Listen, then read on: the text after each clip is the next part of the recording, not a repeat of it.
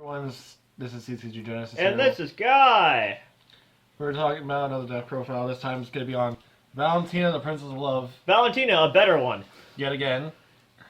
Well, she has a unique ability to pay 2 blue to flash in a 2-drop Resonator, which means you can flash in things like Squire the Ocean Lady, Cinderellas, Heras, especially Heras. Absolutely, Heras, especially in this day and age. This day in meta.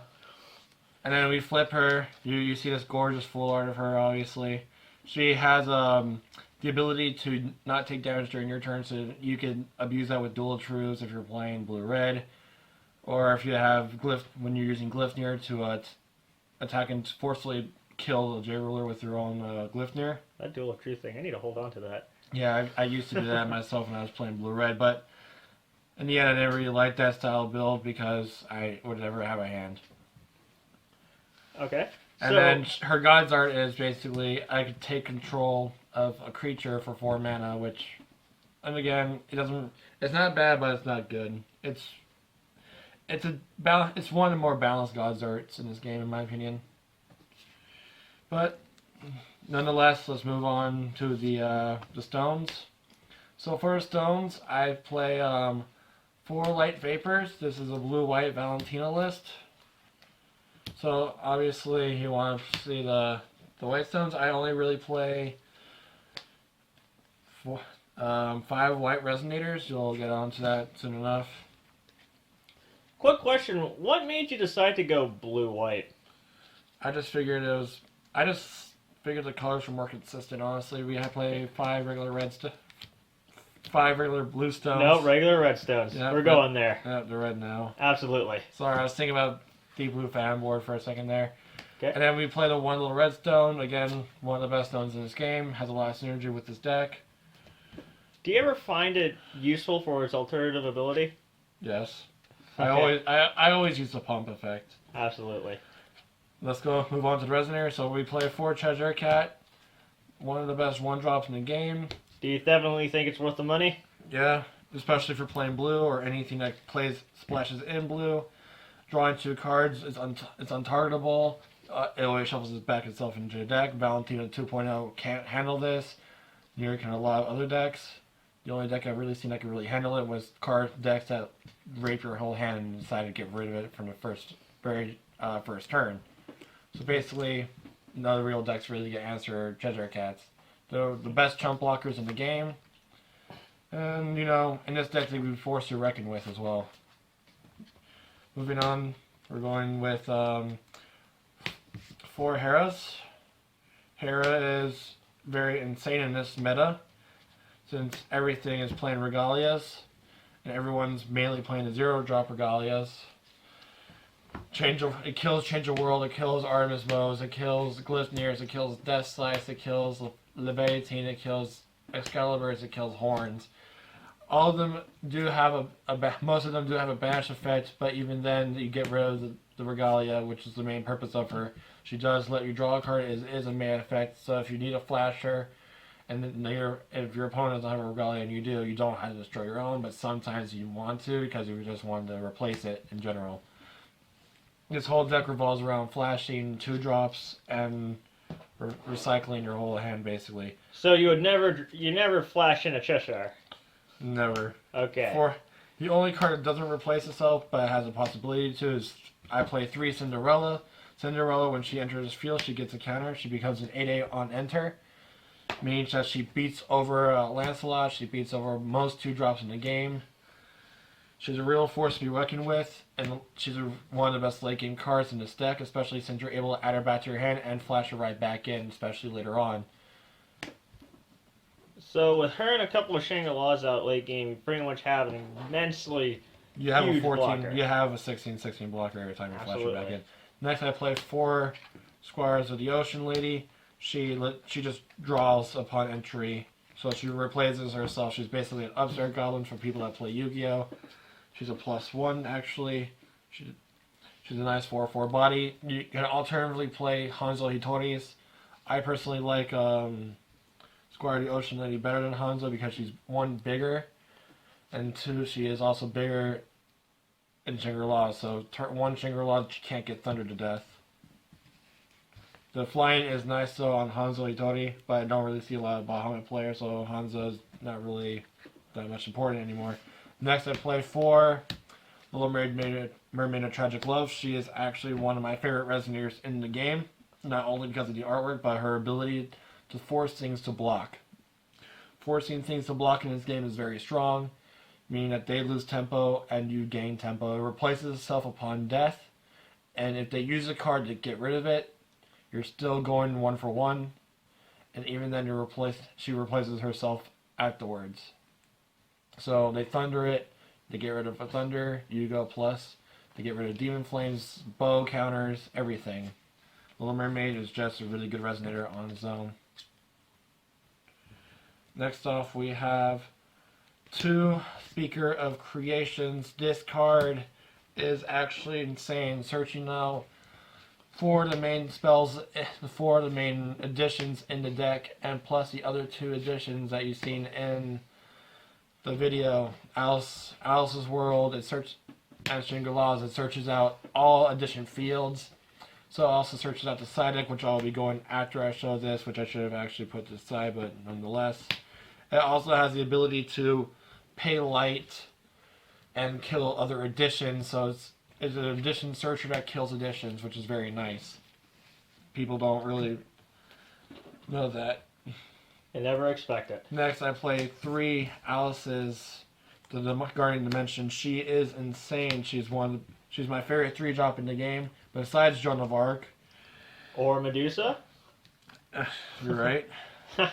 But when Alice hits the field, she's a force to be reckoned with. She makes everything hex-proof, basically giving everyone a Cheshire cat ability. She has flying, her body is very strong, and she can also tap herself and a light to remove a Resonator from game, including herself.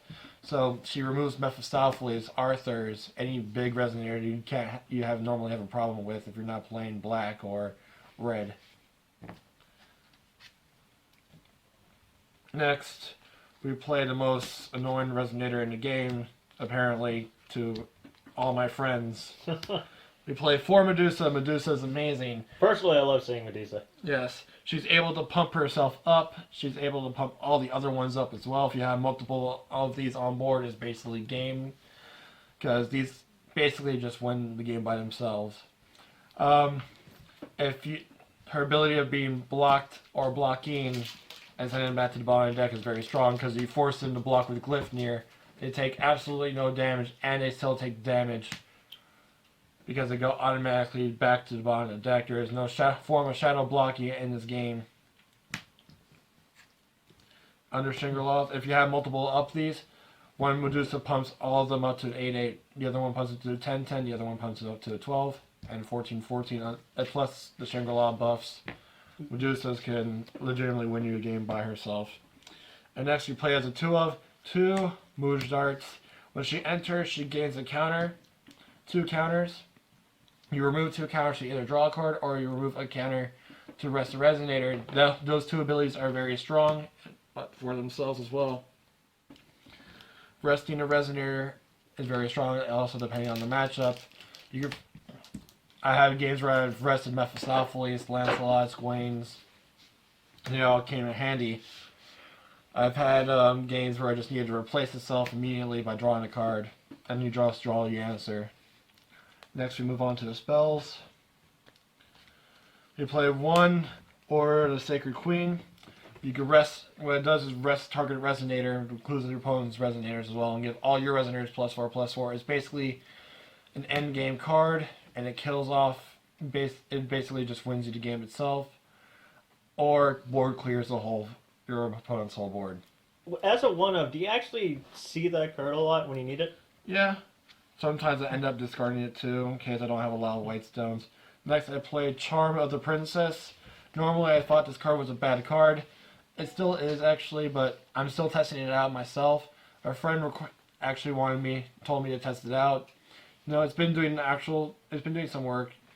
I've been stealing Lancelots that you force to block and stand up with Gleipnir, and then you just steal it, and then you just swing with it. But being able to steal a recovered Resonator and be able to swing with it at the same turn is very strong. It's just, I wish it didn't require the X amount of mana. I guess at that point it'd just be way too broken. Especially if it costs only 2. They could just made it a 4-drop. True. Next we play 4 Shangri-La, the blood of the deck itself. Shangri-La legitimately is probably the hands down the best card in this deck, if not probably one of the top 10, top 5 cards of this best top 5 of this deck. Shangri-La, what it does is upon entering gives you a draw. It replaces itself immediately, and then all water resonators gets +1/+1. If you have 5 cards in your hand or more, you get +1/+1, which basically means you should never have the you should always be at +2/+2 at all times, because in this deck you should never be below that unless you're legitimately playing drop the hand on deck. Quick question. Would you actually suggest that card in any blue deck or only with Valentina in particular? It depends. All blue decks can run it. It just depends on how well you see your hand normally. If you always see yourself with 5 or more cards in your hand, I would recommend you run it. If not, it's always a good card to run because of the draw itself. Being able to replace itself is always good. But I would just not use it until like later in the game normally at that point. And then we go to our best card in the deck, definitely. The card that wins you games by itself single-handedly. An absolute nightmare. The nightmare of everyone's bane. It is Alice World. Normally this card didn't see much play, probably being one of the most worst cards in the game, until Reflect Refrain, and then Valentina came out.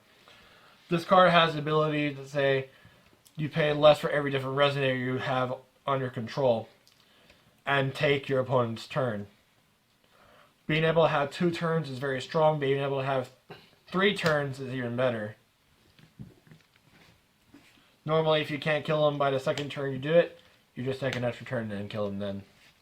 Absolutely. I was also wondering, I see in some Alice's World deck they have the sendbacks to throw the Alice's World back into your hand. Have you ever actually thought about that? What's your opinion on I this? thought of it, but then I figured I'm not trying to do an infinite loop. I'm just trying to kill you. Okay, that So works. my deck is just I'm going to kill you after this card is played. That's my thought process. And then we play 3 of Gleipnir. Valentina's Regalia it's probably one of the most fairest Regalias, honestly. Only being able to force resonators to block, and if you are Valentina, you stand them. Now, standing rested resonators is strong, unless you just never want to target things with rest abilities like Elvish Priest, because then they just restand immediately, and then they get more mana off that. So basically, it's great unless you're Arthur as well. Yeah, which I would never do that to an Arthur. Absolutely not. Alright, let's go to side deck. I just gotta get my side deck out real fast. It's okay. We understand. Do you feel as though the side deck matters a lot in the matchups that you go up against? Yeah, the side deck really helps the matchup, especially when it depends on the matchup itself. For the first cards, we play 4 Maritime. Maritime basically just helps me out in that aggro matchup, like mono red. It bounces turn 2 Lancelots. You just put it back in their hand. You basically just skip their whole turn in general, and then you get a 5/5 body. And next turn you can play Shangri-La with a Cheshire cat, and then you have a 7/7 body with a 2/8/4 Cheshire cat that's able to block block the Lancelot next turn. Stop saying such horrifying things. I mean, It happens. it happens. All she does is just bounce back fire resonators, but she's still a strong card nonetheless. I like her a lot. Next, I play Tomb Dream of Juliet. This card has a lot of versatility. I'm sorry that some of these cards are insane. I don't have a lot of sleeves in the world. It's okay. We understand, don't we, folks? So, this card has multiple effects. You can draw a card. It replaces itself. It kills additions, and it flashes out a creature. When most of this deck is legitimately just when it enters the field, so you remove it and you bring it back. They get all their enter effects basically. So if you really wanted to, you can block with Cinderella. Play this, flash her right back in. She has a counter and block with her again. Very unique. I mainly use it for, basically for mirror matches or decks with additions that you don't want to deal with. What keeps you from main decking that? Sounds like it has a lot of synergy with your deck. Space mainly. Alright, understandable.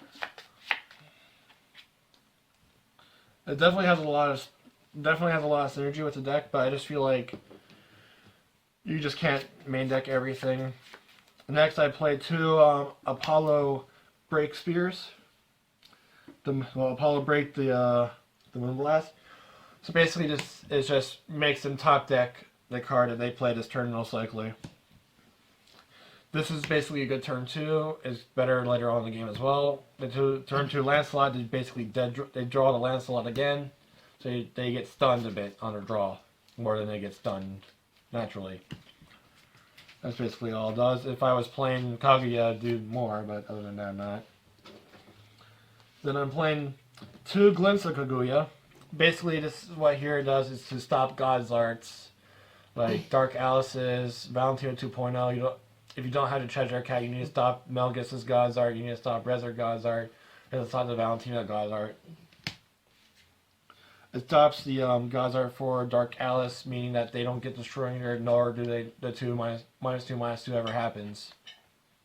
You can also do it in the mirror match. If they flip their own Valentina, you Kaguya, and they attempt the God's Art, you keep your Resonator, and they cry.